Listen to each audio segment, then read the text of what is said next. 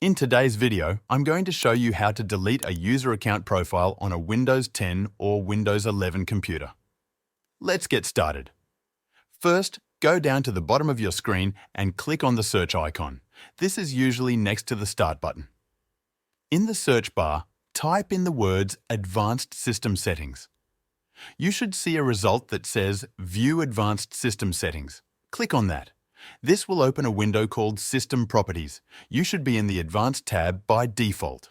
If you're not, just click on the Advanced tab near the top. Now, look for the section called User Profiles. Under that section, click on the button that says Settings. This will bring up a list of all user profiles that are stored on your computer. Now, find the user profile that you want to delete. Be very careful here. Make sure you are selecting the right one. Click on the user profile you want to remove. Then, click the Delete button.